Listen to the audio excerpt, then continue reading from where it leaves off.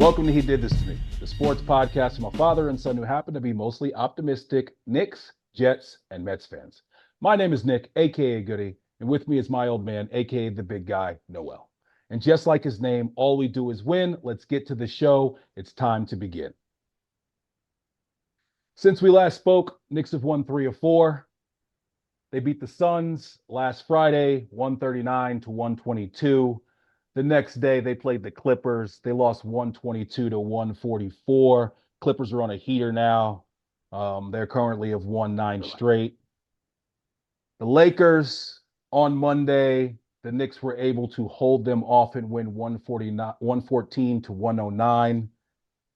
AD, huge game. LeBron, great game. But the Knicks were able to step up the D, especially in the second half, and get that win. And then last night, Wednesday, against the crosstown rivals, the Brooklyn Nets, they were able to win 121 to 102. They take care of business. They finish off the road trip 3-2. And they now look to play 2 games against the Bucks on the 23rd and on Christmas Day. Talk to me, big guy. How are we feeling about the Knicks? Feeling great right now. I mean, these last few games have been fantastic. I mean, what are they, 16-11 or 16-10 right now? It's a very good start for them. I was very happy, like I said, with these last few games and the effort that we're showing, especially with Mitch going down. I think we're really stepping it up there because, obviously Mitch is a guy we're going to miss. We need that guy for his rebounding and especially his rim protection. It alters the game. So everybody has to step up and play an extra role, a little more of a role to make up for his shortcomings. That said, Hartenstein has been really good, has played really well. I'm very impressed with him and his effort and so forth. And even Taj Gibson coming in there, with the creaky knees and everything and giving us some good minutes. He's giving us some good minutes and I'm sure some locker room leadership. But, I'm very happy with what I see. The defense and just, the aggressiveness and intensity with which we're playing. Yeah, the defense these last few games has stepped up. Even in the Suns game, we were able to win that game, but we end up giving up 122 points, and we had a string of games where it seemed like everybody was scoring 120 on us. So good to see these last couple games, 114, 102, I'm sorry, 109, 102. Those are more the type of totals from the teams that we play against that are going to, lead to us being victorious. But specifically, if we go back to this past Friday's game, I thought that I was not going to be able to attend the game, as I said last week, due to my son being in the flag football playoffs. They were playing a team that they had beaten twice throughout the season in the first game. If they win that game, they move on to the championship, which was later that night. Around late third quarter of that game, they were down multiple scores. I start to look at the time. I look at you. And shout to our cousin, Carl Gentles, who was sent to the scores table, but called back before he ever got to get into the game because I gave him a call and said, sorry, Carl, you're out. We are going to the game. So you and I were able to get there just after tip-off. I think the score was 2-0 when we got into our seats. The seats, by the way, some of the best seats I've ever sat in Awesome. at an NBA game. Awesome. Shout out to John, my wife's boss, who put us on for the seats with his season tickets. John, you're the man. Thank you very much. Those were great seats, great view of the game. Obviously, the game was made that much better because our team did prevail. So that's probably better for John anyway, right? It was a fantastic experience, great father-son night.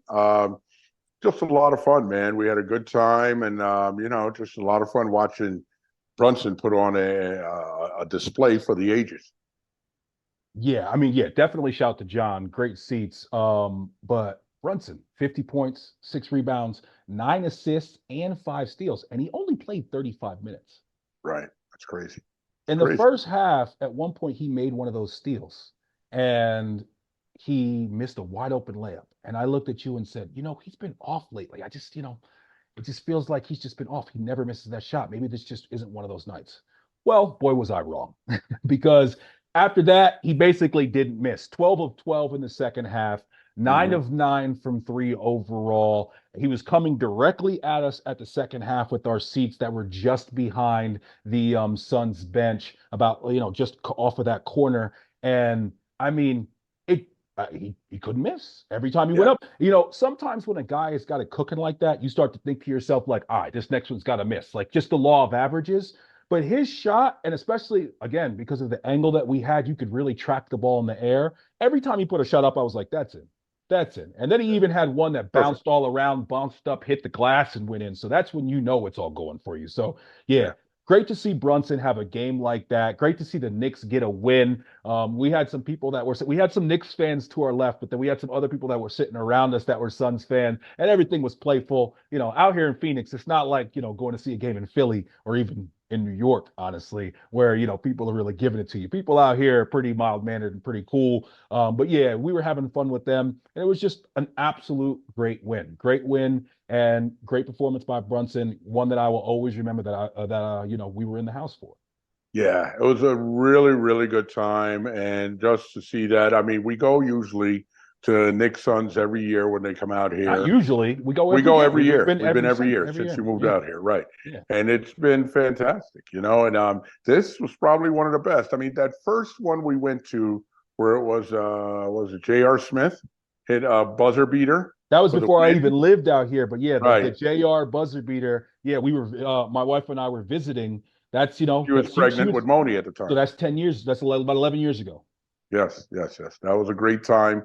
This one, this one kind of ranks right up there though, because watching that 50 burger from the Brunson Burner was amazing. Yeah, yo. I mean, Brunson. Yeah, what a game, man. That's it's probably the best individual Knicks performance I've ever been in attendance for live. I actually thought about that the other day. I tried to think about like going back. I saw some great games. I saw one really good Patrick game against the Heat, a playoff game where he sealed it off with a last second block on Tim Hardaway. That's probably the Mm-hmm, best payoff game I've ever been to. That was you and mm-hmm. I. But other than that, I mean, I can't think of any other. I saw a couple good mellow games, but that was probably the best, just individual performance I've ever seen, and one of the greatest individual performances in Knicks history. Not just with the overall point totals, but the efficiency in which he did it. And when he hits his three, I actually read something the other day. There's no more telling stat to whether or not the Knicks are going to win a game than Brunson's 3-point percentage. If you look at the games that we lose, it's like those games where he goes 0 for 5, want to say, Mm-hmm. like it really that there's been a strong correlation through that for with that throughout the season. But yeah, great to see that game. And Julius had a fantastic game as well. He Mm-hmm. continues to be super efficient, playing absolute bully ball, playing with patience, playing at his pace, less turnovers, and just really doing his thing. It's been great to see him continue this streak that we've seen now. It's not a trend anymore. No. This is just who he is and what he is. And I just hope this is what we can continue to see for the rest of his time in his Knick career. Yeah, Julius is just absolutely, absolutely brutalizing guys. I love the way he's playing. He's playing smart. He's playing efficient. Like you say, taking less threes, less out of control passing. He's gotten that much more under control. Does a little bit too much off of one leg for me at times, but for the most part, he's been fantastic. I can't complain about Julius this year at all. He's just played really well. As far as one of the best games, that was one of the best games I've seen with the Knicks as far as individual performances. I think I'd actually though I mean, I was a Knicks season ticket holder for 15 years, so I saw a lot of those great playoff wins. Patrick Ewing, that game where he stood up on the table in front of everybody, and then also John Starks the dunk. You You know, talking the you talking about the Pacers get when they beat the Pacers to go yes, to the finals? Yeah, yeah. When he's yes, giving yes. people five, going up and down the sidelines. And then he got up on the table, and Mhm. I personally felt like he was looking directly at me because he was facing me in the audience, and I was cheering. He was bigging up another Jamaican, so let's go. But yeah, he was. That was a great night. But this night, last Friday night, man, dude, it's fantastic, fantastic. I mean, just a good time all the way around.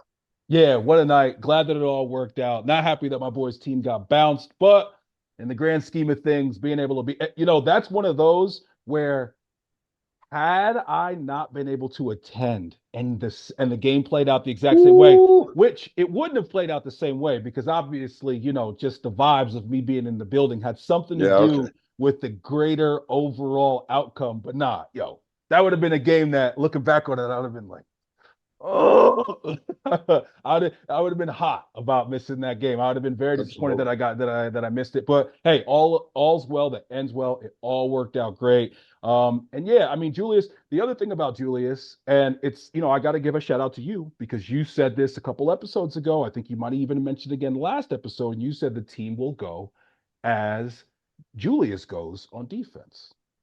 That's something that you've brought up, and that's what we've seen here recently. I mean, the toughest matchups that you can possibly have. You got Durant, Kawhi, LeBron, and he has stepped up on the defense. When you watch, it is clear, it is super easy to see that he is just playing with a little bit more intensity, both defensive and rebounding, and the entire team has followed. So, good call on that one.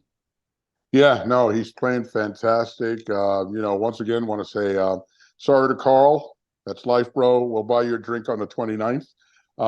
But other than that, I mean, listen, Julius has been playing fantastic. He's being a leader out there. I mean, I honestly, Nick, I'm starting to believe more and more this whole, hypnotism Zen thing. There might be something to that, man, because the young man is reborn, dude. He is absolutely reborn, and he's playing lights out. He's playing as a driven individual. I love what I'm seeing from him, and I think we'll see more. But we have an interesting stretch coming up, and the rest of the season is going to be interesting, especially without Mitch. We're going to have to find a way to make up for that. Poor Mitch. We'll talk a little bit more about that later on in the segment. But yeah, I've been screaming that Julius is playing like a top 10 player. The numbers are showing that as well. He Definitely. is number 10 in points, rebounds, and assists combined. Joker obviously is number one by a pretty large margin. Your Lucas, your SGAs. But yeah, number 10 is Julius. And Julius is looking like if he continues to play the way that he's been playing, second team All NBA is a shoe in. Mm-hmm. We got to start talking about possibly getting into that first team All NBA, conversation with the way that he's been playing. Love everything I'm seeing out of him. Even the trolls online who are who always got something to say. Even those people recently, they're getting real quiet, and there's a whole lot of Julius appreciation, posts that I'm seeing on my timeline that I don't usually see because it's 100%. becoming totally undeniable. Just love this guy, man. I'm just so happy. I'm so happy for him because he seems like he's found an inner peace. He seems like he's gotten to a point where mentally he is not only like processing basketball better, but it just seems like he just seems like a more mature man in general. Just the way Exactly. that he's handling and carrying himself. And I'm sure that's great for him and his, the rest of his life outside of basketball. But it's especially great for me as a Knicks fan because I get to see a dominant player on a nightly basis.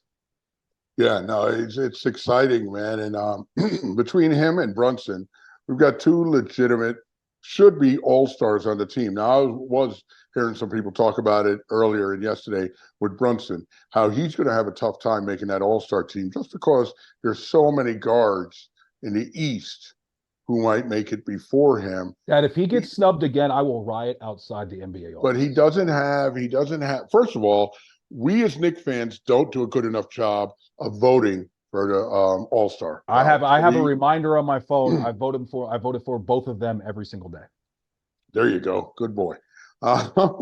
But he, I mean, listen, Nick, in the East, you got Lillard, Tyrese Maxey, you got a bunch of guys, He's man. better than Maxi.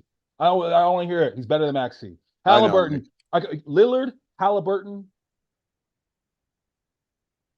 What I'm trying other? to think of who else. Nicki Minaj legs not making it before him. Wait, I can't even No way. believe you just I'm even just brought up. saying, Nick. I'm just thinking about people out loud, but Okay, no, he's okay. not making it before him. And I don't know. I'll think of more as we're going on, but it's going to be tough. Listen, I think he should make it. I think he warrants it. But those two guys you just named, and then I think Maxi might get the nod before him, Nick, because people have been looking at Maxi like that for a while from last year, and now I think he will be. I think he'll make it before him. unfortunately. But what can you do? Yeah. Just keep playing hard. I don't care if he doesn't. I mean, I do care if he doesn't make the All-Star team. If he keeps playing this way, it really just doesn't matter because we're going to be in the playoffs and we're going to make noise. Yeah, no, and that is the thing that is most important. But last year, as reserve guards, you had DeMar DeRozan. Halliburton was on the team last year. So, okay, so take DeRozan out, insert Lillard. And then Mm-hmm. you had Drew Holiday. If Drew Holiday ends up making the All-Star team over Jalen Brunson, that is bullshit. Okay. Jalen Brunson is more valuable to his team than Drew Holiday. And I think that one of the things that's going I to agree. play to Brunson's favor is the fact that there was a lot of chatter last year about the fact that he should have made the All-Star team, especially a Right. lot of people talked about that in the playoffs. So I think that the coaches are going to do the right thing and get him on there. He won't get voted in as a starter, but Right. I think that they'll do the right thing and they'll have him on there. And I mean, I just really, I think he absolutely deserves it. I think it's not just, I mean, statistically, he's fantastic, as well as, it's about the calming force and the timeliness in which he scores. And that's one of the things that I love about our team right now is basically what we've seen is we're back to last year where we get that first quarter Julius, where he comes in and just busts ass in the first quarter, gets us off to a good start. I think we're 10 or 11 and 0 or something like that. We haven't lost when we end the we haven't lost when we have a first quarter lead, and we haven't lost when we have a lead going into the fourth quarter either. Okay. So I think that's huge. And when you get Julius going, and then everybody else is just kind of playing off of him, and then in the fourth, when it's big nuts time, all of a sudden my man Brunson starts taking over, and he can get that mid range shot whenever he wants, and he's going to hit it most of the time. I love having a guard who can do that late in a game, and he's that guy. He's absolutely an all star. I don't want to hear anything else. It's bullshit if he doesn't make it. Yeah, no. If he has a couple more games like this Nick, and keeps playing as steady as he's playing, like you said, the coaches will put him on because people are noticing it, man. They see it. People are noticing the Knicks. I mean, they're playing well. Their defense is outstanding. They're playing with an extreme amount of energy. People are noticing it. I think the coaches will do the right thing. I hope. Yeah. And, even with RJ not necessarily taking the leap into the big three conversation as far as our team is concerned, that I would like him to, when you see Julius take this level up and become a much more efficient player, that makes Julius looks like the best player on a good, really good, if not definitely conference championship, if not championship level team right now. And Yes. obviously, we're hoping that he can continue to sustain it. But if he continues to play the way he is, the sky's the limit. And hopefully, RJ can regain that pre-migraine form at some point. Your boy Ragu, Dante DiVincenzo. I mean, him being in the starting lineup, it's just glaring that he works better playing alongside Julius and Brunson Brunson. than your boy Grimes did. He does so many more things. His cutting away from the ball, his ability to take a couple dribbles into the paint and then make a pass to somebody, his quicker release. I think that that's something that's big too, because when he's in the corner, that ball gets kicked to him. First of all, he's just shooting the ball better than Grimes is, but he gets that ball kicked to him. And it seems like if Grimes kind of somebody kind of close up on him, he rises up, he jumps high. He has it's a slower from catch to off the end of your hand release than Ragu. Ragu gets it and just gets it up there quick. And when he's hitting, he's deadly, and he's a little less shy than he That's right. will move the ball when he needs to, but when he's got it going, he's going to let that thing fly. And I love watching him and Brunson play. One of the things about him, Brunson, and Josh Hart, especially if they're doing it on the floor to get together, and it's something that's a lost art in today's NBA, their fast breaks end in layups. Always. They always end in layups. I'm even seeing Julius on the break now catching the ball and passing it ahead to catch. And it's like I just feel like the way that they play the game, you can tell that not only are they comfortable with each other, but they've been taught to play a certain brand of basketball. And they've Mm-hmm. now brought that to the Knicks. I love the way that they play. Yesterday, it's Ragu makes the steal. Swagu, sorry. Ragu makes the steal. He kicks it up to Brunson. Brunson, passes it back to him. He ends up with the reverse layup. I just love watching them run the break. I love watching them play together. He's been a great addition. Him getting minutes over Obi is the biggest win ever. Still think we need a little bit of size coming off the bench without really a true backup four. But, Dante DiVincenzo, man, he's that dude. Gotta love what you see. And listen, one of the most important things that DiVincenzo Ragu has given us that you didn't mention is rebounds. He's a fantastic rebounding guard, man, and he gets a lot of big rebounds, traffic rebounds, all that stuff.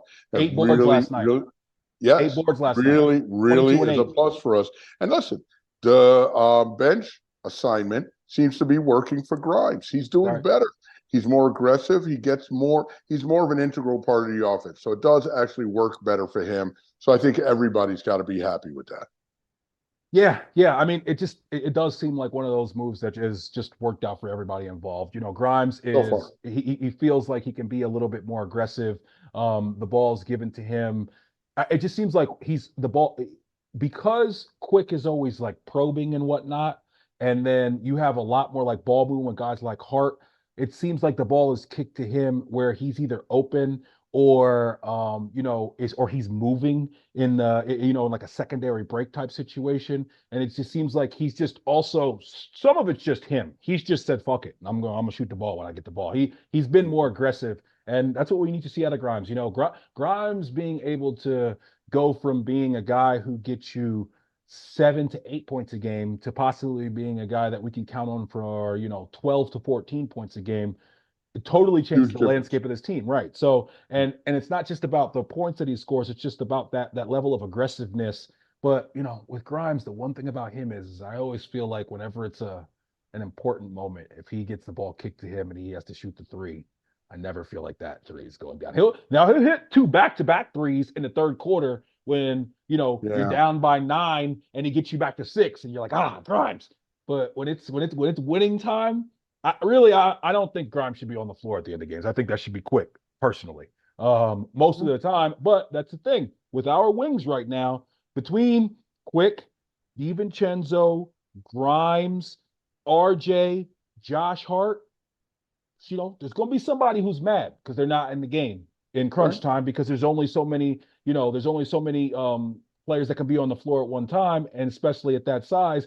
With those guys, they have to realize that you got it going, you're going to be in there, and when you don't, sometimes you're going to be sitting, down there at the bench watching like us. And I think they understand. And if they don't understand, too bad. They'll understand soon enough. All you can do is play the best guys out there. The ultimate goal, like Tibbs always says, is to win. So we're trying to win, man. And I think Tibbs has done a very good job. I think the team does respect him and follows him. And I think he's doing a good job coaching them up and, putting us in position to win. Yeah.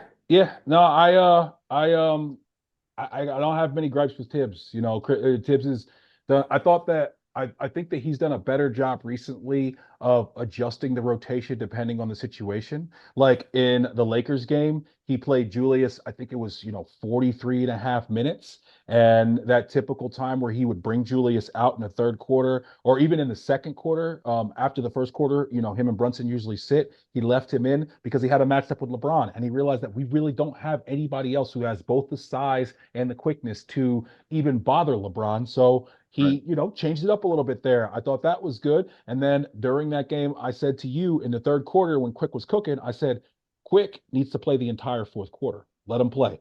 There was a bunch of talk. We talked about it last week. It was all over the internet. The fact that he's averaging 5 minutes less per game than he did last season. If we know that, then Tibbs knows that too. And these last couple games, that's the quickest played the entire fourth quarter. Said Mhm. last night he ended up getting subbed out because in garbage time. And I think that is an adjustment that needs to be made because the thing about Quick is that he's the only other three-level scorer that we have other than Jew and Brun. Because Right. he's the only person that can get all the way to the cup, can shoot that mid-range, and can shoot from three. And he stretches the defense more than anybody else on the Yeah, roster he because he does. can shoot from farther away. So I think that when you have him on the floor with Brunson, it allows Brunson to catch the ball in a more advantageous position more times, and it allow the other team cannot sag off of Quickley because you with Quickley, you don't just have to rotate over to him and make sure that you run him off the three. Because if you do that, now he's gone past and now he's in the paint and he's creating havoc for your entire team. So I just Hmm. think he's just more dynamic offensive player. And with the extra playing time, he's rewarded Tibbs with some pretty big games these past games. I mean, when he's in that 15, 20 plus range, Oh yeah. that's when the numbers play out over the last few years. The Knicks win those games, vast Very hard to majority. beat. Very hard to beat when he's playing that well. Listen, can't complain about Quick. He's just been playing well. Quick always plays hard. He's a good young ball player. That's why I'm hoping some way, somehow, there's a couple of young ball players on this team who I really would like to hold on to. I know that if we do make a trade, the one person everybody's going to be asking for is Quick. I hope we can hold on to him. We can maybe add something this year and then hopefully add something in free agency where we don't have to give him up. But, we'll see what Leon Rose does. I don't really see the big superstar that we can go get that, will make us so much better, this season. I don't see the guy who's available. I mean, I'm not willing to give up on RJ. RJ has not regained that early season form, but there are some things that I see out of him, especially in these last little pockets of games, that do make me feel good. First of all, defensively, he's looking back like the RJ of his rookie year, Mm-hmm. or he's a better than average wing defender. He's extremely strong. When you and I were at the game, that's one of the things that we commented on was he's a little bit bigger than I thought he was. I mean, like he's Big dude. much taller than like Josh Hart or like he's a legitimate 6'7", 6'8", at least 6'7", but he ain't At six least. six. He's not At 6'6". least 6'7". You know what I'm saying? He's big and he's strong too. He's got wide shoulders. He's been playing very, very good defense. He does. I've never seen a player who shoots a ball that hits off of the heel of the basket, like that little space between the basket and the rim. Nobody hits that part of the basket more than him. I mean, yesterday he at one point ball got kicked him to three, pump fake, one dribble, shot from like 17 feet. It just hits that part so hard, And it's which such a dead ball such a sometimes. dead ball with no Nobody, rotation. nobody does coast to coast moves like RJ and then misses the layup. He does that better than anybody. And like I love airballs the layup. RJ. He might airball the layup, but one way or another, he will find a way to miss the layup at least 40% of the time when he goes coast to coast, Yeah, what which is happened? very distressing. Huh? What happened? All these things that we're talking about before he got the migraine, we were saying, yo, he's finishing at the rim. His shot looks like it's going in when it comes off his hand. He's got a little bit more bounce.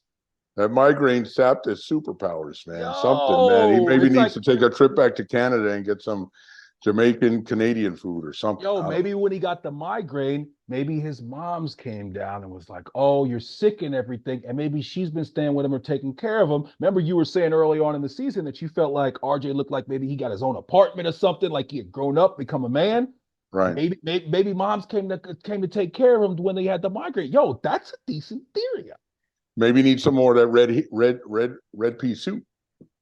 No, it's too much red pea soup. He needs to Oh, go he back to. wasn't getting it this year because he's living on his own. He's getting takeout from like the place downstairs somewhere in Manhattan. I He needs know. his mom to bring him some red pea soup. No, his mother bringing him red pea soup is why he's regressed back into immature RJ. He needs to be still. He needs to be out here, going to the bodega and fending him for himself. Get that man a bacon, egg, and cheese, and let's grow the fuck up, RJ. Come on, baby.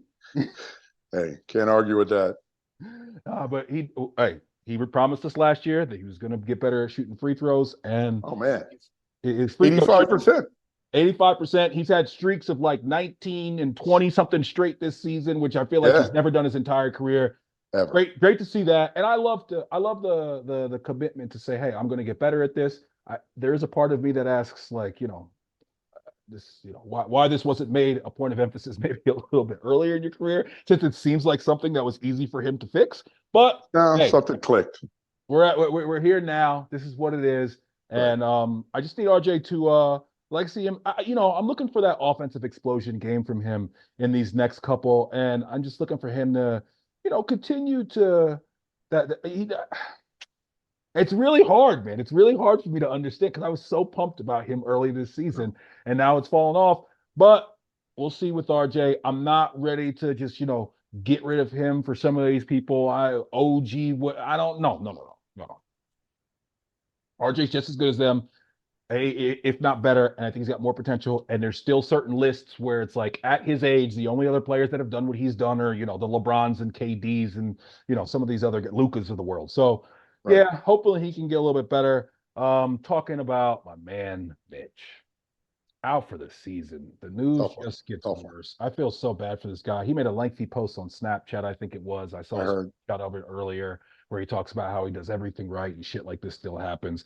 Hey man, when you're 7 foot plus, those foot injuries are always going to be a potential issue. And I feel terrible for him, but this is the NBA. We have to move on. So we brought in Taj Gibson.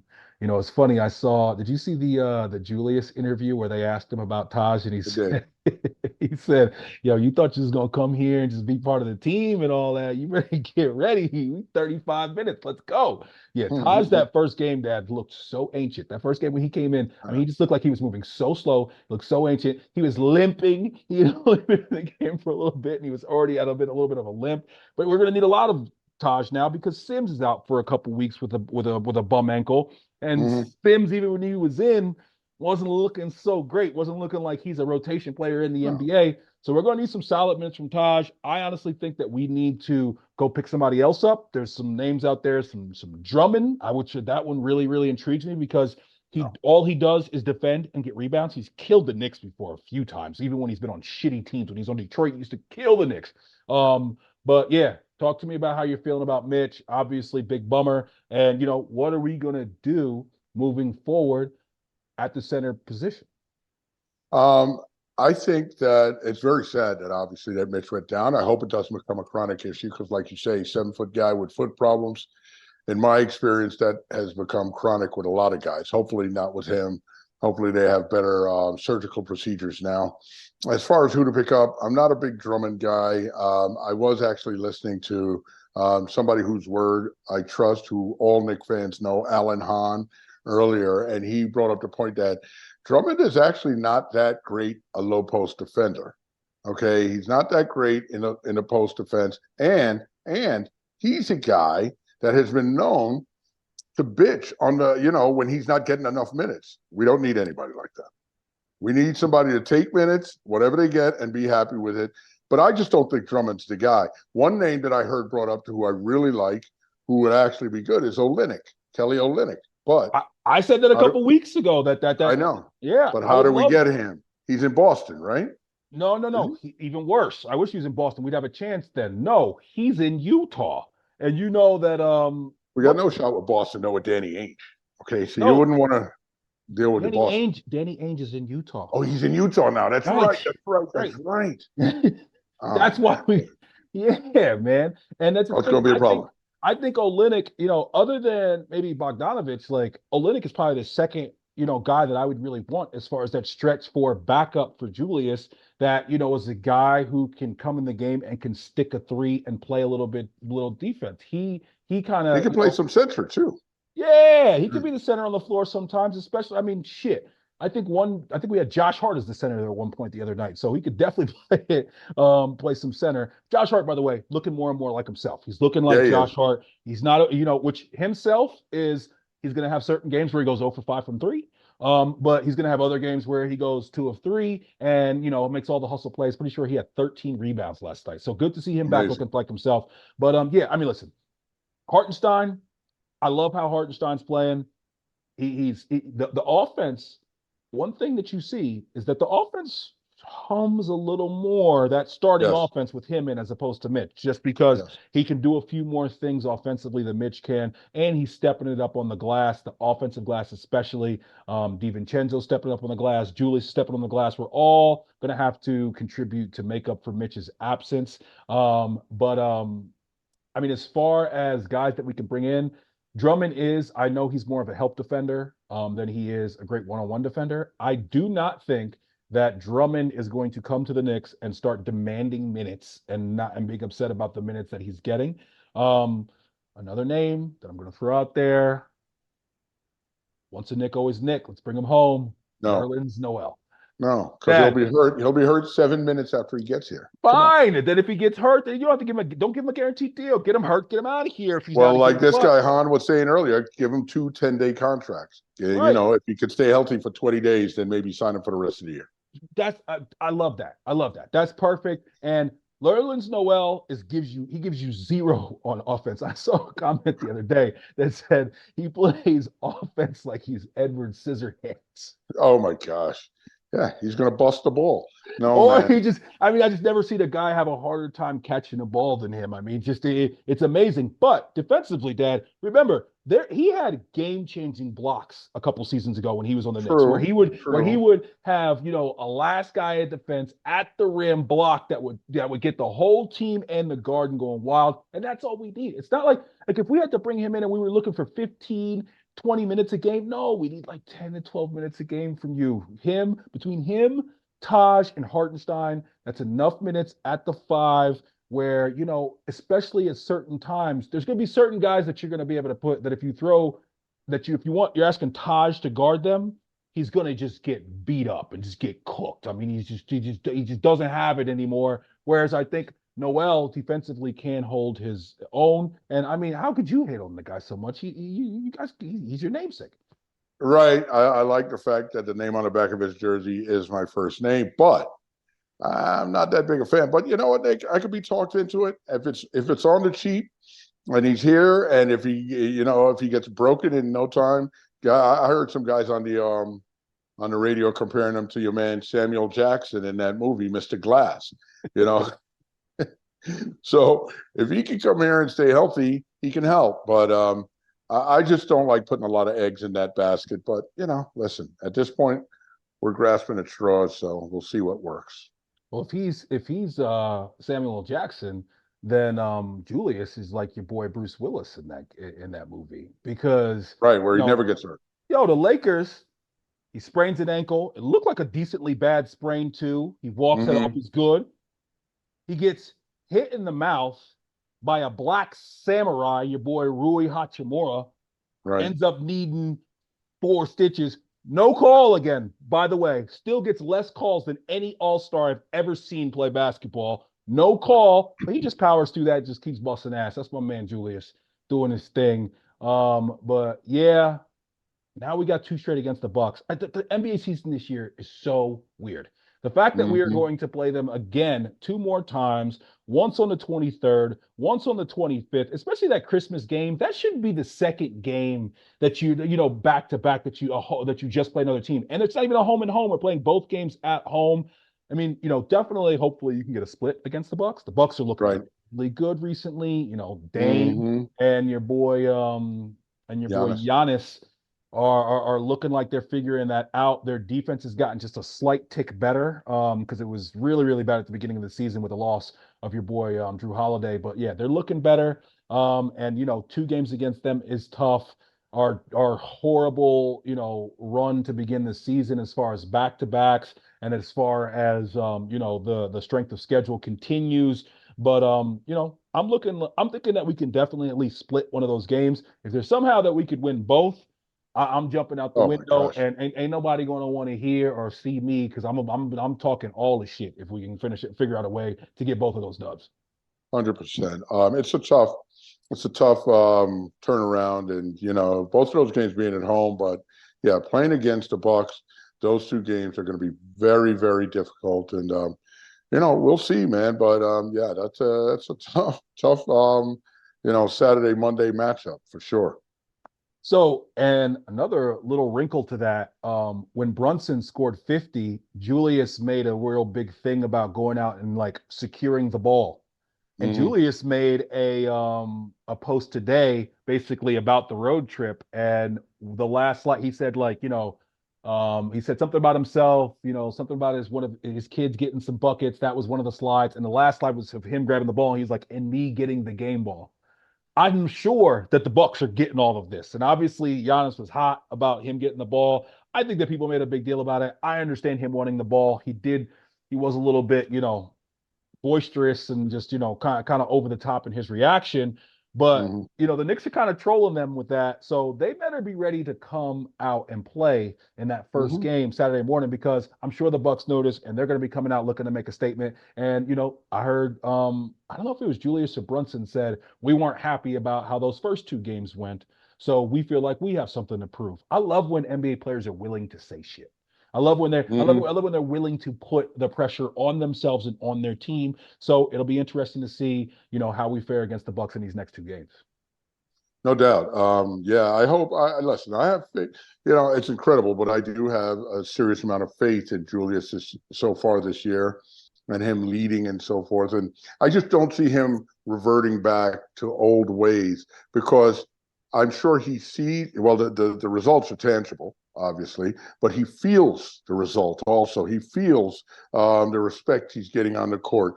And the guy is playing amazing, and I just don't see any way he's going to revert this season. I think Julius has just shown growth as a person and as a ball player, and I think he will continue to grow. I think Julius's career will only ascend from here.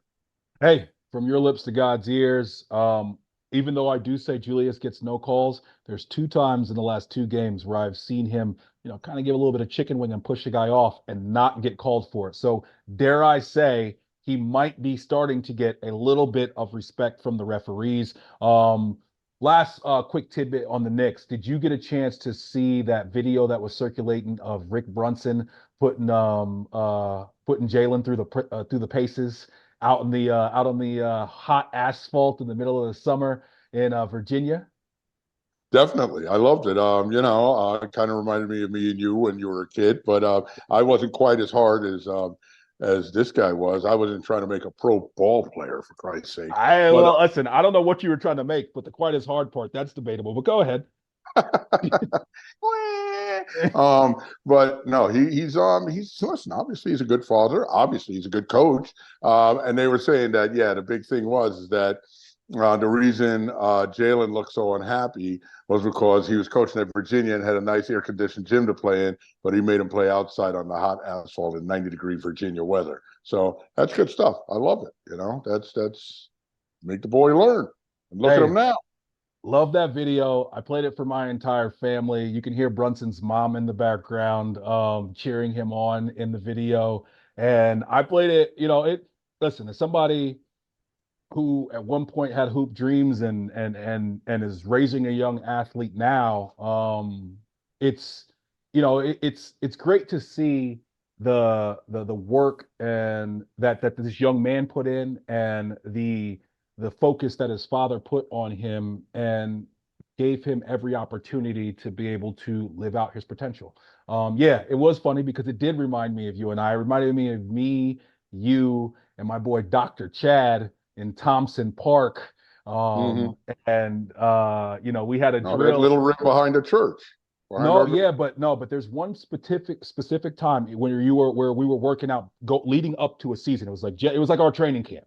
And we were the whatever the drill, it was actually a little drill that ended in a layup, but we were on the left side, so it was a left-handed layup. And every drill always had to end with three straight makes. And the left-handed layup, it was eluding my boy Chad that day.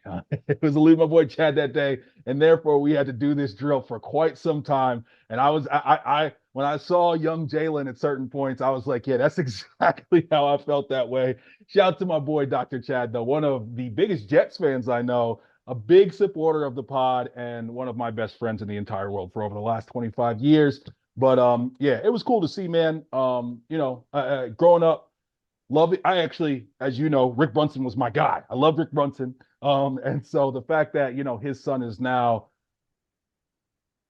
one of the greatest point guards Knicks history. I mean, seriously, it's been a season and a half, but it's already time to start talking like that. So, you know, just glad that he's our guy, man. I mean, we couldn't be more lucky with the ascension that we've seen from both Julius and Brunson, and hopefully it's just the start of, major and bigger things to come. Yeah, I hope so. I'm very impressed with them. And yeah, before I forget, definite shout out to the Iceman, Chad Alley. All right, let's go ahead and pivot over to the Jets. Jets lose to the Dolphins 30-0. I mean, yeah, I don't even know where we start. It's just an overall embarrassing performance. Your boy Zach got concussed. Before I kick it to you, I have to point this out. That play where Zach fumbles on like the 1 or 2 yard line, right? Mhm. How is that not a penalty on Chubb? Chubb tackled him by his head and then fell with his entire body weight down on his head. First of all, you're not supposed to be able to hit the guy above the shoulder. You're not supposed to be able to fall with your body weight on top of the guy. He got smacked in the face another time early on in the Yep. game, and that wasn't Yep. called. But I don't know how that's not a penalty on Chubb. But yeah, he's concussed. He ends up leaving the game. Simeon, I mean, he's a joke. The entire team just got outclassed and got outplayed. And according to your boy Alan Lazard, they got out schemed and out efforted. How are Right. you feeling? Talk to me about our Jets. Definitely feel like they got out efforted. And, look, I mean, Nick, I mean, it's not like Hackett knew how to coach last week when we won and forgot everything this week. He's still the same coach, but for some reason, last week against Houston, our offensive line played halfway decent. I mean, decent enough for the guy to get throws off and stuff. This week against Miami, holy smokes. I mean, you had guys running untouched. And you see, Zach is quick enough with his feet that he can elude that first guy coming at him, which is how he got caught with that fumble. He tried to do that spin move where he eluded the first guy coming to him, and as soon as he turned around, whack, this guy Chubb was in Which his face. also, though, Zach, you can't do that on the 1 yard line, period. Yeah, I know that, Nick, but you know what? If that guy, which he didn't even know that guy was coming, if that guy wasn't coming and he turns around, remember that pass he But he made to, was. But he was. but I know that, Nick, but he didn't know it till he got his head turned around and the guy was hitting him in the face. Yeah, he's got to know it. Well, it's hard to know it, Nick, when you're trying to spin around and you don't realize that your left tackle has just let a guy come free, because he's just come inside this guy and he's I free. do think that some guys innately feel that. But I just, I think that, listen, Zach, this game is not on Zach. This game is Not not at on all. Zach at all, Not at not in all. the slightest. I mean, nobody He could took the do beating. anything behind that offensive line. That offensive line was horrible. Becton, I'm Oh sorry, my but God. Becton, you have a few games to show. I actually, you know what? I'm sorry, Becton. We can't start the season with this guy as your starting left tackle next year, Dad. He's not No, the guy. no. And I've been pulling for Becton, but yeah, and I mean he was great his rookie year. He was great like some of the early games this year. But even in run blocking this year, he's been terrible, which I don't understand. This guy is not a great run blocker. So I don't know what's going to happen after this season. You can't sign him to a long contract. You surely can't franchise him. There's no way you're giving him a franchise tag. Not a, no. So unless he's willing to sign a lesser contract for backup money, he's going to be gone. And if that's the case, then that's the case. I have no problem with that. That's where it is. Well, now, I mean, this is the Same thing with thing. Tomlinson, Laken Tomlinson. He's a disaster. Get him out of here. Listen, the one thing that he gives you is availability, but as far as his Yeah. performance, it's that there was times where where this guy Chubb is just straight up just running past Becton, like he's not there, Unbelievable. like he's a cone. I mean, Right. it literally looked like this guy was doing a drill, and typically it's the right side where we have issues. And that's where we've had all of the different guys being, mixed and matched to be able to try to put out an offensive line. And yes, once again, were we dealing with another offensive line combination? I think it was like our 11th starting offensive line of the year. But at the end Right. of the day, Dad, I'm sorry, man, but our offensive line is really they're obviously historically bad. And some of that, a lot of it is about injuries. But as Mm-hmm. this season goes along, I am starting more and more to look at Joe Douglas because there's other examples out there like the Browns who have lost both of their tackles. They've lost their starting quarterback. There's all these backup quarterbacks, Browning, Minshew, and a bunch of guys out there that are playing well enough to give their team a chance to win. And some of those teams, even after losing their starter, are still finding themselves in the playoff conversation. And like I said, they've lost offensive linemen. Miami's lost 3 of their starting offensive linemen. We have two of our starting offensive linemen, one guy who we thought was going to start, but the lack of depth, and even when the offensive line was fully healthy, the healthiest version of it that we saw in that first game, they weren't that good. We haven't done a good enough job of building an offensive line. You have now missed on the number 2 pick. You have now not built an offensive line when that was supposed to be your specialty. We then went out and took a player who basically added to our strength, but can barely see the field in Will McDonald. When you got guys like this kid JSN for the Seahawks, he was the one that caught that game-winning touchdown. Yeah, he was picked number 20, 5 picks after him. And there was a whole bunch of people screaming for the Jets to take a receiver and to take this guy who, already had a relationship with Garrett and all that. I think that, both Saleh and Joe Douglas, they don't survive. If this season starts and say we weren't able to go out and get Aaron Rodgers and we started the season with Zach as our quarterback, they don't survive this season if that's the case. No, but we did. And I think that offensive line wise, okay, like you say, these other teams have lost offensive line players also.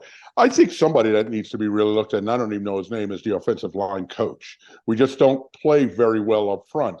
Our technique is terrible. Our togetherness is terrible.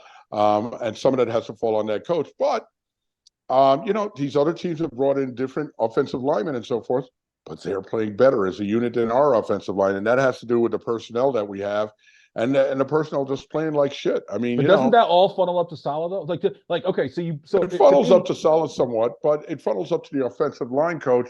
And then, of course, Saleh is the head coach, so the buck stops with him. I get that. And you know what? Yeah, I have reason to be upset with Saleh over that. I wouldn't fire him, but I have reason to be upset with him over that. Our offensive line, man. I mean, as far as like Becton, come on, man. Everybody expected Becton to play better this year. We all thought if Becton just stays healthy, he'll do something. He'll do well. And he's been healthy enough to play, but he hasn't done well. I don't care what everybody thinks. I can't. Like I always say, I want them to be smarter than me. I know that, but everybody thought that. I mean, and we did think that, and they did think that too. And they were wrong. We all thought that because of how well he played his rookie year. I don't know what's going on with him this year. Yeah, they were wrong. They were wrong. And the thing about Becton is that even if the hope was that he stayed healthy, and if he stayed healthy, that he would perform at a certain level. But you could never ever put too much faith in the idea that he would stay healthy. And one of the things I saw recently was somebody was talking about the fact that, hey, one of the issues with our offensive line with a guy like Becton right now is that we can't take him off the field. If he's having a shitty game like that, we can't take him off the field. We got nobody else because we don't have the depth. And I just, obviously injuries happen, but that happens to everybody. Everybody deals with injuries, and we're taking another year of this fantastic defense and we're wasting it. And I think that I don't think Hackett is good. I don't think he's a good offensive coordinator. I do think that he had a pretty decent game against Houston. But I mean, there's plenty of people that I have seen break down some of the things that we do on offense, or some of the lack of adjustments that we make on offense, where it just seems like he's a step slow, and he's never proven to be anything other than, a really good caddy for Aaron Rodgers. And now when it comes to Rodgers, you know what? Now it's all on you. It's all on you. The Jets are going to do what they can to make a decent offensive line, but if we're going to keep this guy Hackett, we're going to keep Saleh. I like Saleh too, Dad. I like Saleh too. But at the end of the day, it stops with him. The buck stops with him, right? And at the end of the day, this is a results business. He's like 16-32 or 16-34 for his career. And whether it be not firing Nathaniel Hackett. Listen, the Bills fired their offensive coordinator, and look how things have gone for them since then. They're not going to fire Hackett. Listen, I'm not talking about whether I don't think they are going to. I don't think anybody's getting fired because I think that they're all attached to Rodgers. But I'm just talking about what I'm seeing. My opinion, Hackett should be out. Okay, and Saleh. Let me ask you this: when it comes to Saleh, if this offseason, if Mike Tomlin became available, would you think that the Jets should try? I think Mike Tomlin's a good coach, Nick, but let's not get it twisted either. He hasn't been to the playoffs since 2015, and he won what in 2008. no, Saleh. No, what was I No, going to say? No, Tomlin. Saleh. Huh? They make the playoffs every year. I think last year was the first year they didn't make the playoffs in his I don't entire know. career. But No, in I'm any I'm case, sure of that. listen, there are a lot of Steeler fans that I know personally who want him gone, Tomlin, which Yeah, there I is. think they're foolish because they always think the grass is greener and they're wrong.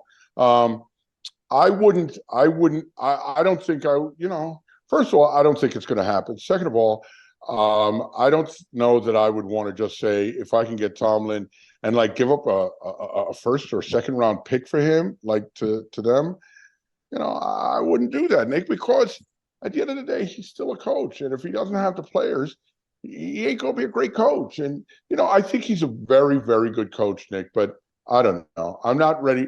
I'm not ready to give up on Saleh. But beyond that, even if we were looking for a coach this year, if Tomlin was available and we were looking for him, great. But I don't like giving up draft picks and stuff like that for a coach.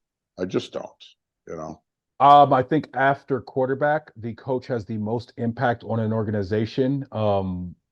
In professional football, I would absolutely give up a second round pick for Mike Tomlin if I could get him. I would do. I listen. This is totally hypothetical. Obviously, I don't think Tomlin would even want to come to the Jets. I Right. don't even if he could, and I don't think that Pittsburgh does not make knee jerk, reaction and decisions when it comes to their coaches. They've had three coaches in their entire franchise's history for a reason. So I don't think that he's going to go anywhere, but I would absolutely, if the Jets had an ability to, move heaven and earth to be able to bring in a guy like that, because Robert Saleh has not proved that he can be a good coach, that he's a good coach a good head coach in the NFL. He has not proven that thus far. No. And he has had a lot of things that have happened that, he's had a lot of things happen that make you wonder if he ever can be that guy, at least me personally, just as far as some of the tactical things. And what Lazard said, if we're underprepared and we're out schemed and out efforted, those are the two things that I get from my coach is scheme and effort, and our guys coming out ready to play, and our guys coming out ready and let's go. And that's one thing that you and I have said that we've liked about Saleh, is that it doesn't seem like the team gives up on him like we did, like sort of some of the ends of those years that were down years with Bowles. He seems like he has been able to avoid that. But in this last game, I mean, first of all, we saw it. Second of all, you have players saying it, talking about the fact that we didn't give it. DJ Reed talked about how we didn't give the effort from the beginning. Garrett Wilson made a conversation. He was asked about Lazard's comments when it comes to the being out schemed, and he didn't. And he kind of alluded. He did some player speak and talked around it, but he pretty much agreed with him as well. I think that that's something that you have to look at and you have to evaluate. And again, that conversation ends with Robert Saleh. Yeah, I think a lot of things as far as Salah, it's hard to quantify. I think he's done a great job of being a leader for our defense, not so much with our offense, obviously. And I think, I still hold on to the fact that, I heard a very good point about the whole defense and offense thing, and the fact that we're in the third year or third plus year of this defense. Now we see guys really, really, really, really, the defense just coming together, gelling much more than last year. Now, if the team shits the bed the last three games and really plays badly and gives shit effort, then yeah, I think we'll have reason to be upset. Did the offense, especially the offense, not give a great effort last game? Yes. But I actually heard Tiki Barber saying this. He said, listen, man, he made a good point. He said, listen, when he was on the Giants those first few years when they sucked, he said, listen, when the offensive line is terrible and people could just, I mean, as soon as you get the ball, you get smacked in the face, trust and believe, everybody on offense is getting demoralized by that. Everybody, even the running backs. And I saw what I thought, Brees not running as hard in that game at times, or just you could see the body language with guys, and it's demoralizing when as soon as you take a snap, there's someone standing in your backfield. At times, I can't even understand how these guys are back there so quick. It's like, I mean, literally like Billy Turnstiles just saying, here's $200, pass go. He wasn't even that bad in that game though. Becton was worse. Yeah, he Listen, was worse, but Billy I don't. Turnstile sucks. All right, man. I get that. Yeah, he does suck. He does suck. And our offensive line. it has not been great. But it's 3 years later, man. It's 3 years later. At some Hmm. point, we got to start holding some people accountable for this shit. And some No, point, it has listen. to start rolling up to Saleh. And If it doesn't happen next year, he's gone, Nick. And like you said, if it wasn't for Rodgers, he'd be gone this year. We know that. I right. mean, that's a given, and we'd live with it. But I think he's going to get at least one more year, and we'll see what happens. Oh, he's going to get one more year for sure. But I mean, listen, he's going to get one more year. Depending on things, could get really, really ugly. Like this next week, we're playing Washington. They're 4-10. They're, you We know, need this win. we not just to win, but like if we come out and these guys just blow the doors off of us, then some heads got to roll. Something's got to happen. Okay, if we can't figure out a way to move the ball a little bit, something because it's just New York, and Woody has shown himself to be somewhat reactionary sometimes in the past. He's not the worst at it. He's not the guy who typically will make an in-season move, but I just think that the temperature starts to get turned up a little bit too high for everybody involved, especially if we get embarrassed by the Washington football team. Yeah, I hope we don't get embarrassed by them. But see, I don't buy into this whole thing, Nick, that somebody's got to go, something's got to happen. If you're an owner and you could just, sometimes as an owner, man, you got to block that crap out. Okay. You Look at the can't listen to Bills. the fans. You can't listen to the media. You just got to block it out. And if you feel like you need to stick with somebody, then stick with them and forget all the outside noise, man. Don't do something just because people are screaming about it. Because guess what? If you got, let's say you went out and made all these moves and you got this guy Tomlin, and he's 4-13 next year. Guess what people are going to be saying at the end of next year? Get rid of him. He's a bum. We should have known it when he was with Pittsburgh. Get him out. Year three. That's the Yeah, okay. difference. That's the difference in that. It's year three, and I it's the agree. same old I agree. shit, But you can't be and I'm reactionary. tired of I it. Jets agree. fans are tired of it. We all should be tired of it. And We at the end are. of the day, so I listen, I look at the Bills, and the Bills, they got rid of they switched out their offensive coordinator when things weren't going right. And they brought in a new guy who clearly is running an offense that has had more success. I don't think Hackett is good at all. And I think that him, being good with Aaron Rodgers, I think that that means that a lot of other guys could be good with Aaron Rodgers. And I just, listen. I want Saleh to succeed. I was bullish on the hire. I like Saleh. I think he comes across as a very likable guy. I don't know that he's a leader of men and a guy that can galvanize guys and make them play to a certain standard. I think that the effort in the last game, in addition to the continued ineptitude on offense, as well as the stupid penalties, all those things have me questioning if he is a good coach. And we're going to see. He's going to get another chance. That's right. We're going to get another year to consider it. Yep, we'll see. We'll see. All right, no Mets this week. Yamamoto news any moment now is what some people say. We'll see. It's Hopefully. been very secretive. We're in the conversation. We'll see how that goes. All right, your man John Morant. John Morant is back. Wow. Comes back. Plays his first game against the New Orleans Pelicans, drops 34 points, eight assists, 6 rebounds, had the game-winning basket as time expired, gets wherever he wants.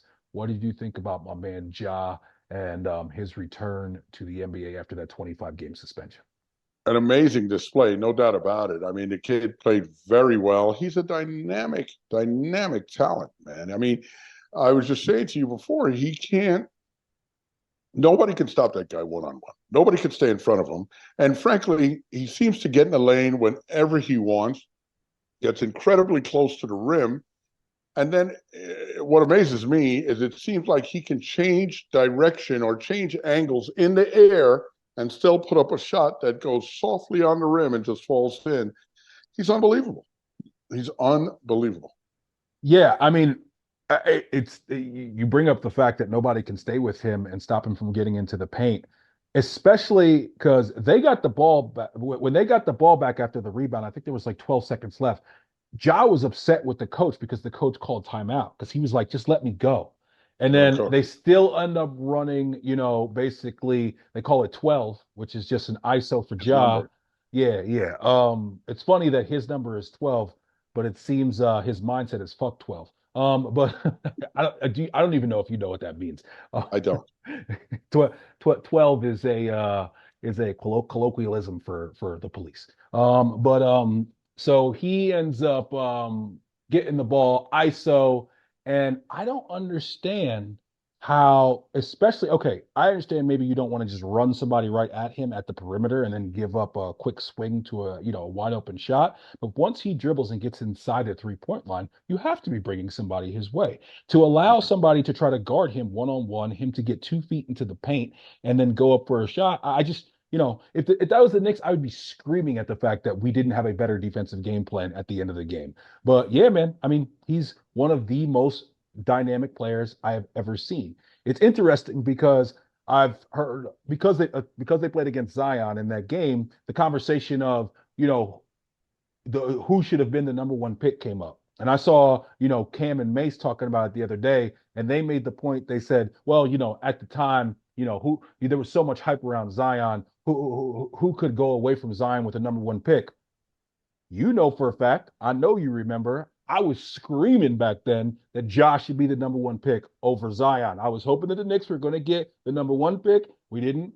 Then I was like, you know what? Everybody's so hype on Zion. Even if we get the number two pick, we'll still get this kid Ja. I was talking that like midway through that last college season because I just thought he was such a dynamic player as a guard. And I think it's a guard driven league. So Cam and Right. Mace, I was saying it back before they got to the league that he was going to end up being the better pro. And Zion, there's a whole lot more to unpack. We've talked about it recently as far as his ability as a pro and his ability, but whether or not he's maxing out on that. He had 4 rebounds in that game, 13, 3. No, I'm sorry, 3 rebounds. He had 13 points, 3 rebounds, and 4 assists. There's no reason why a guy his size should ever have 3 rebounds in an NBA game. No. But Ja is the better player. Ja is one of the most dynamic players in the league, one of the most dynamic players I've ever seen. Yeah. And I'm just glad he's back. His stuff that he's got going on off the court, that's behind him. I believe in people getting second chances, third chances, whatever. I think that Ja is going to, just continue to ascend and be a great player. With him, you always get a little bit nervous about the health just because he's such a high flyer. But you know, I just hope he's able to take all the things outside of basketball and keep those things under control and let us all see the player that he can be and can someday become. I hope he's surrounding himself at this point with the right people because I think clearly he wasn't before. And the one thing that did concern me, because as you say, he's a very dynamic player and all that. After the game, he's talking crap to the camera and all that. And one of the things he was saying was like, I keep receipts. I keep receipts. And it's like, dude, you haven't been wronged by anyone. You've wronged yourself. So you need to look in the mirror if you talk about receipts, bro. That's all. Okay. I hope he continues to do everything and keeps moving up because with him, the league is only better. I mean, the guy is an amazing player. I'm sure, like how Steph changed the game, Ja won't change it the same way. But if Ja continues playing, man, you're going to see a lot of young people try to play like Ja because he draws eyeballs. I mean, he's an eye-catching player, man. It's like, Box wow. office, as your boy Stephen A. Yeah. says. Yeah. Yeah. He just, I mean, you want to see him play, and guys are going to want to go out and play like Ja, I think, because he's something else, man. I hope to see a lot more. Yeah, no All-Star appearance for him this year, no All Mm-hmm. NBA due to the amount of games that he's missed. I do like that new rule by the NBA and Adam Silver that you do have Mm-hmm. to play a certain percentage of the games to be considered for some of those end of season or even the All-Star award. But I just, listen, man, Ja, keep it together, bro. Stop doing stupid shit. You got the whole world in front of you. You got the world by the balls. You can make hundreds of millions, if not billions of dollars in this league. And again, like you said, the whole I keep receipts. And, after the game when he was interviewed, he's talking about, well, I'm a dog and all this. And, honestly, I have no problem when these guys are when they have an ego and they're braggadocious. I have no problem with that because I think that they're apex athletes, they're apex humans. So I think that there's this little bit of a little bit of self-confidence that comes along with that. That's hard for, us mere mortals to understand sometimes. But Mhm. I also think that, especially coming off of the suspension that you had, which there's nobody, it's not like you got did dirty, you got wronged in any type of way. Like you said before, bruh, you did some wild, stupid, careless shit. And it's not even like you got caught. You caught You yourself. busted yourself. Yeah, yeah. You showed up at the precinct with the evidence. So I don't want to hear shit about, you kept receipts or whatever. Anybody that said anything about you, they had reason to say it. You gave them reason multiple times to say whatever they said. So now you need to drown that out with your time on the court and what you do, in the gym. And he's obviously stayed in great shape. He came back ready to play. Just keep doing your thing. I would have liked to see him in his post game thing say, "Hey man, I'm just happy to be back out here on the floor with my guys and be able to help us get a win." And Just chill, bro. say that I'm a dog shit in a couple weeks. You know what I Right. mean? And you know what? Perfect line to quote our boy Mad Dog Russo: "Stay low, stay Stay low." low. You know, Yeah, stay yeah. low, bro. Stay low for right now. Stay That's all. low. Hey, yeah, you got plenty of bounce in between the lines. Outside the line, stay low for a little bit. All right. That's right. That's right. The Bills, in what many people call the game of the week, crushed the Cowboys 31-10. Surprised. Your boy Josh Allen was only 7 of 15, 94 yards. But young Cook, the better Cook of the two brothers, of course, we have the old washed Cook. He had 25 rushes, 179 yards. They had 49 rushes as a team. New offensive coordinator sees the weather, sees a deficiency on the other team. I saw a really cool breakdown about how basically they just left Micah Parsons unblocked. And then one of their linebackers, depending on which side they were on, they ran at one of them and they passed it towards the other one because they realized that those dudes had some deficiencies in those particular areas. They switched it up with the line and did it late, depending on those guys and where they were positioned. These are the type of things, like I'm saying, I'm sorry, but I don't see Hackett doing those types of things. I don't see him doing those types of things. I wonder if he even has the capability. But they came in with a great game plan. We're able to get a big win. I said to you a couple weeks ago when we played Buffalo, I said, I hope this isn't the get right game for Buffalo. They waxed us. They lost by 3 to the Eagles, and then they beat the Chiefs, and now they've beaten the Cowboys. So they look like, once again, one of the best teams in the AFC. What did you see? I will be honest, I did not watch that game. I will also be honest and throwing out the fact that for the first time in a long time that I can remember, I cut off the Jets game in the third quarter. I was just like, You really? but around the, I was just like, why am I continuing to ruin my day for this? Yeah. I just, Tell and then me. I was kind of just like, kind of on football for a lot of the day after, that debacle that happened in the Jet game. But yeah, what did you think of this Bills Cowboys game, and what are you thinking about the Bills as a possible, team to I come out mean, of the the AFC? Bills look great. I think Josh Allen's a great and dynamic player. I do still think he has a propensity for the big mistake. I still think the cream of the crop for the AFC is the Baltimore Ravens right now. But that's going to be interesting watching them go up against San Francisco. I believe that's Monday night. That's Huge going to be a matchup. fantastic game. I still think San Francisco is the best team in the league. I mean, not by far, but I think they're the best team in the league. I think the Bills are very good. I don't think, I think, like I said, Josh Allen still has the propensity for that huge interception or huge mistake.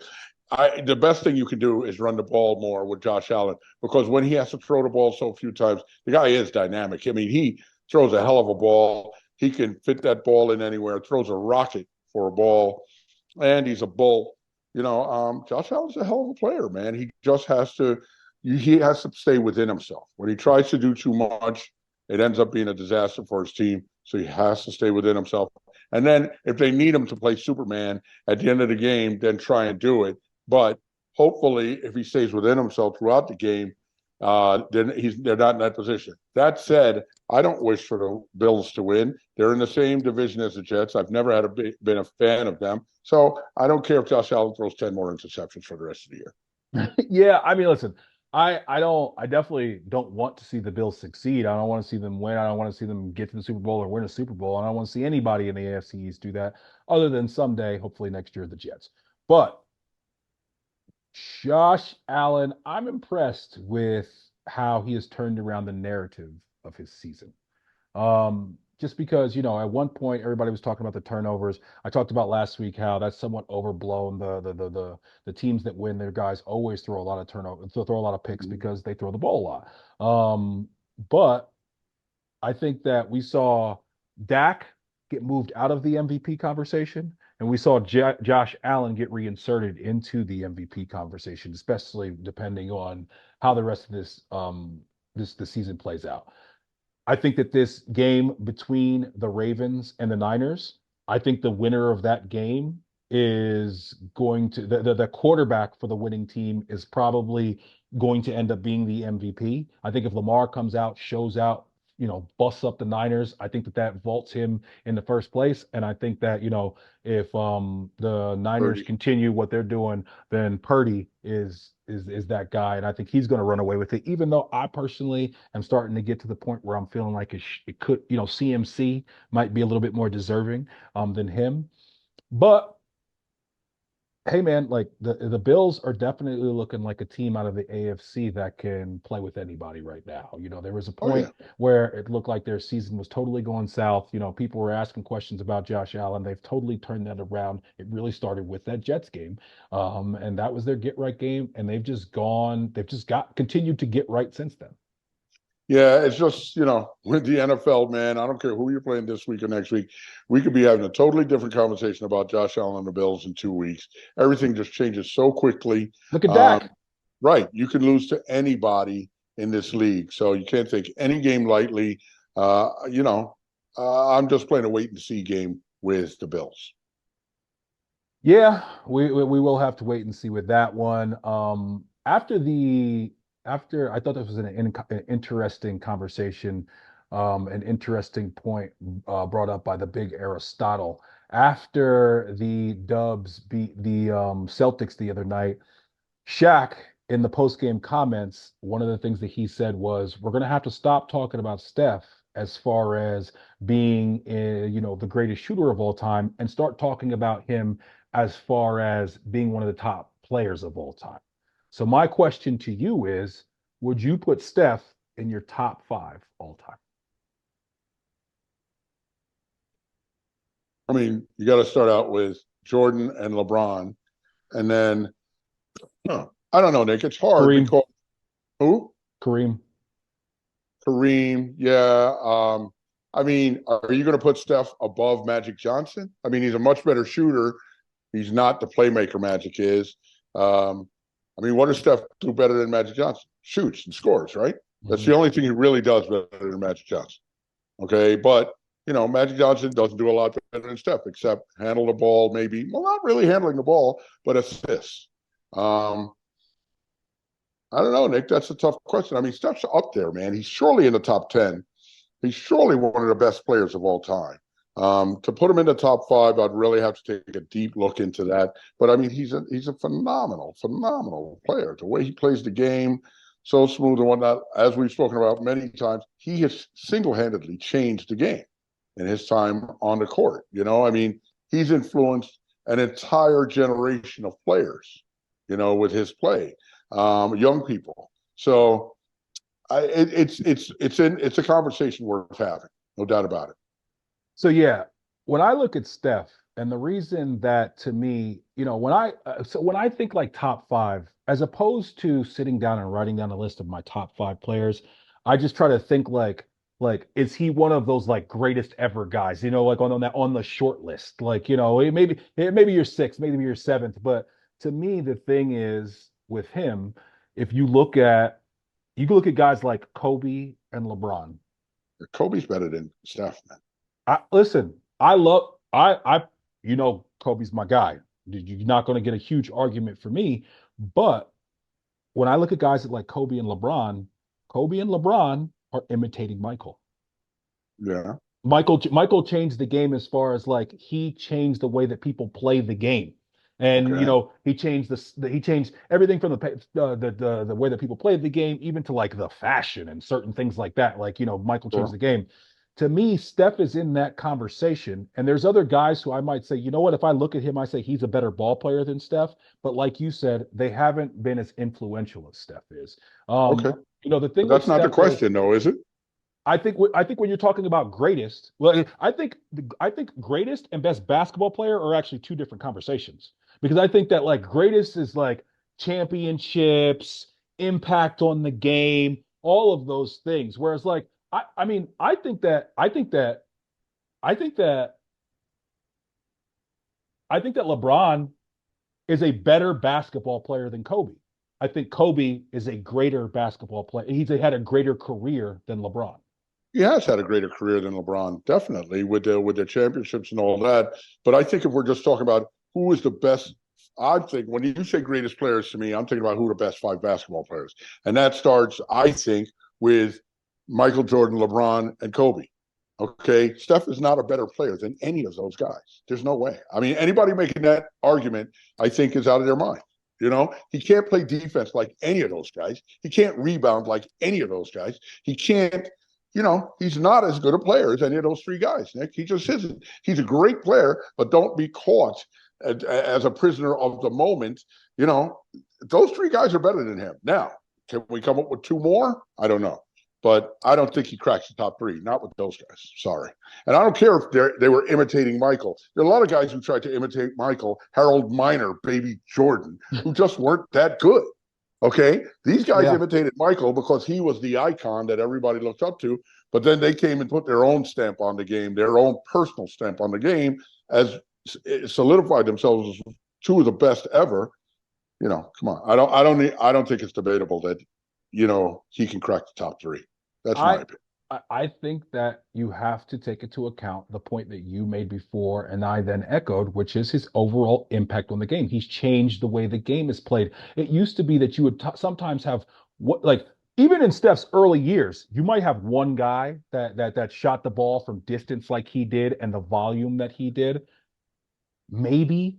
And now it seems like I mean, Quickly's not pulling up from where he pulls up from if there wasn't any Steph beforehand. And just like you said, an entire generation, you go watch some kids now practice that are 13 and they're all trying to shoot from 2 or 3 feet behind the line. So I just think that there is something to be said for how you change and how you influence the game. I think that another guy who player wise was really good, but then if you look at the impact that they had on the game, it takes them to a slightly higher level as a guy like Iverson, because there's so many people that play the game post Iverson who you can see that they're playing the game because they grew up watching Iverson. And I think that, when we get to the next, generation of players, guys that aren't even in the league now, it's going to be, Steph Curry's fingerprints all over everything. So I do think that when you're talking about, all time conversations, that is something that should be weighed into it. Yeah, I think people are going to try to play like Steph a lot more, but it's great when people try to play like Steph, but if they don't make the shots, get them out. Okay, Right. and LeBron and Kobe could try to play like Michael Jordan all they want, but if they're missing shots, they wouldn't be around anymore. Goodbye. So they're great enough that they're great enough, And if somebody comes along and plays like Steph, but makes shots, that's why Steph is so great. Not because he shoots so far away, but he makes them. He makes the shots. I've seen other guys try to take those shots. They don't make them often enough. If Quickley, like Quick taking those deep shots, it's great. And he makes them. But when he doesn't make the shots, I mean, and there have been other people we've seen who decide to shoot from deep. They miss a few of them and we're like, get this guy off the team, get him off the screen, get him out. So, I mean, you got to be able to do it. You got to make it. You got to make them or, you're not doing anybody any good.